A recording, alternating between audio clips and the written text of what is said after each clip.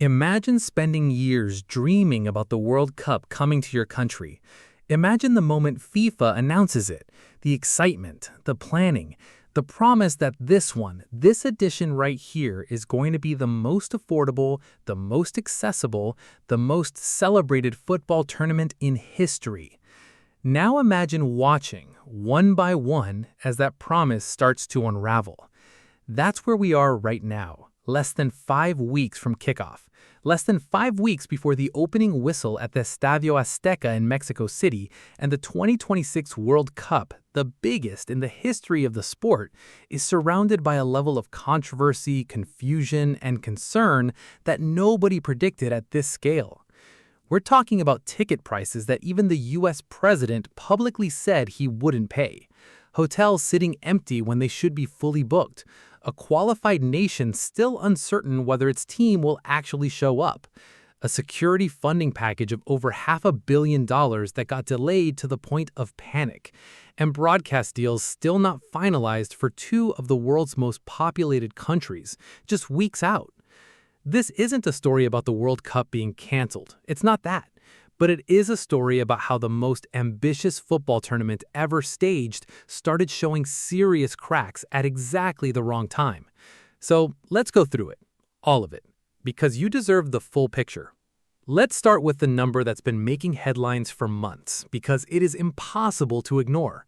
4 tickets to the World Cup final at MetLife Stadium in New Jersey were listed on FIFA's own official resale platform at just under $2.3 million each. Not total, each. And before you assume that's just some outlier on the secondary market, this is happening inside FIFA's own system. FIFA introduced dynamic pricing for 2026, a model where ticket costs fluctuate based on demand, similar to how airlines or concert promoters price seats. FIFA also built an official resale platform where fans who already bought tickets can list them at any price the market will bear, and FIFA takes 30% of every transaction. The result has been extraordinary. Some final tickets were initially listed above $6,000, then climbed to nearly $9,000 in later sales.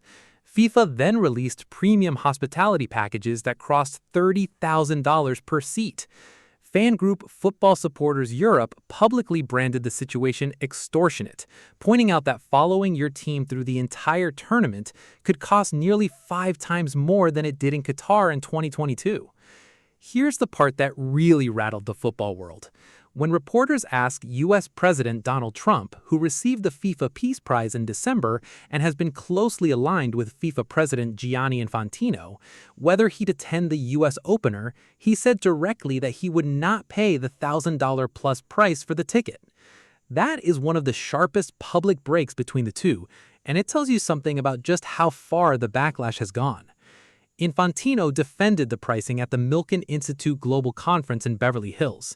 He said it reflected the U.S. entertainment market, argued that 25% of group stage tickets were available under $300, and when asked about the multi-million-dollar resale listings, he said he'd personally deliver a hot dog to anyone who paid that price. Football fans did not find that funny. Now, here's where the numbers stop making sense. If demand truly is as high as FIFA claims, they've reported over 500 million ticket requests, then why are the hotels empty? Almost 80% of hotels across the 11 U.S. host cities are currently below expected booking levels, according to industry surveys.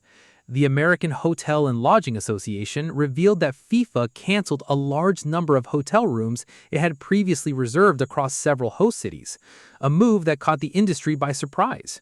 In Seattle, a host city with confirmed ticket sales for key matches at Lumen Field, hotel bookings are significantly underperforming projections, with local tourism analysts noting that international visitors, the fans who typically spend the most, are holding back. An industry expert quoted by NPR described the situation as a confluence of factors: high ticket prices, high airfares, geopolitical uncertainty, and early group stage matches that, frankly, don't drive the same demand as knockout rounds.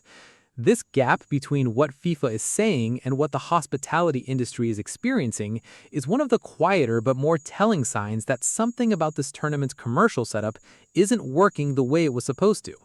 The original promise, made during the North American World Cup bid, was that 2026 would be the most affordable tournament in history.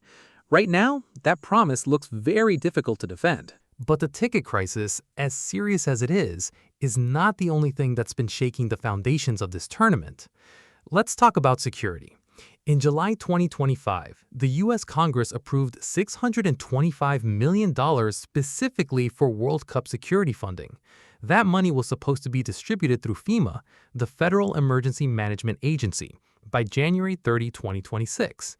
January came, then February, then March, and officials and organizers across multiple host cities were still waiting.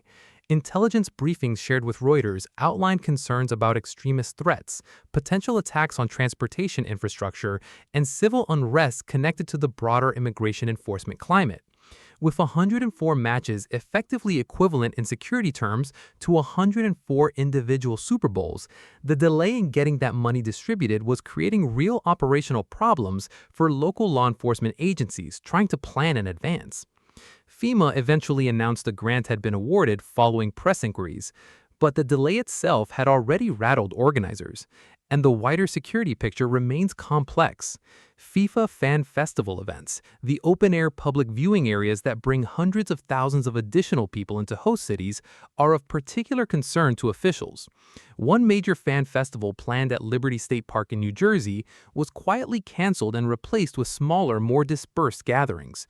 Security considerations were reportedly a factor. Think about what that means for the atmosphere. Fan festivals are one of the most iconic experiences of any World Cup. They're where the people who couldn't get into the stadium gather. They're where the tournament feels truly open to everyone. Scaling them back is not a small decision. Then there's the situation with Iran. Iran qualified for 2026. They're one of the stronger squads in Asia, heading into their 7th World Cup. Their group games are scheduled in Los Angeles and Seattle, both cities with significant Iranian diaspora communities. It should be a remarkable story. Instead, Iran's participation is genuinely uncertain in a way that no qualified team's participation has been uncertain in recent memory.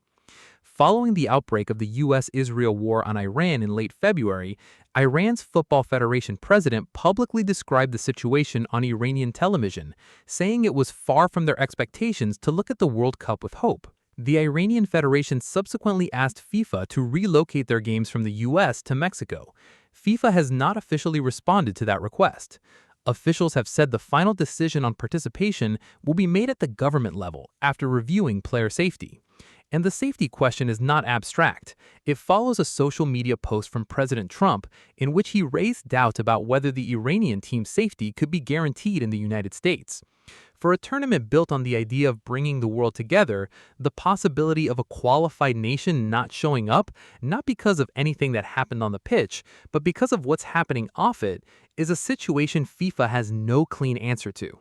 And on top of all of this, there's a broadcasting problem that has gone almost entirely under the radar outside of specialist football media.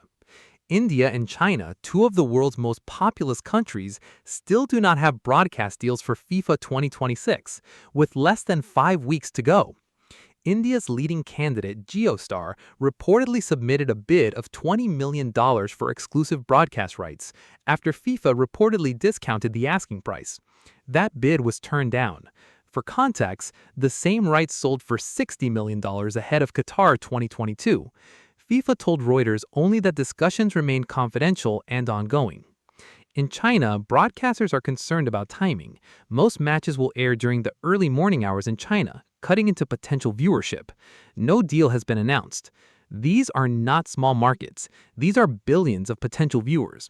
Getting to within a month of the opening match without deals in the world's 2 most populated countries is, to put it plainly, not where FIFA expected to be. So where does all of this leave us? The football itself is going to be extraordinary. 48 teams. Argentina defending their title. England, France, Brazil, Germany, Portugal, all desperate for glory. A final at MetLife Stadium on July 19th. None of that has changed. The players are ready. The stadiums are ready. And for millions of fans who already have their tickets and travel plans locked in, this tournament is going to be a memory they carry forever. But the story around the tournament is one of mounting pressure on FIFA and the host nations. The pricing model has alienated fans who were told this would be the accessible World Cup. The hotel numbers don't match the demand narrative. The security funding came late. A qualified nation's participation is unresolved, and two broadcasting giants remain unsigned. FIFA has shown across many tournaments and many controversies that it is a resilient organization, and the weight of football's popularity means that when that opening whistle blows in Mexico City, the world will be watching regardless. But there's a bigger question underneath all of this. The 2026 World Cup was supposed to demonstrate that football could be simultaneously bigger and more inclusive than ever before.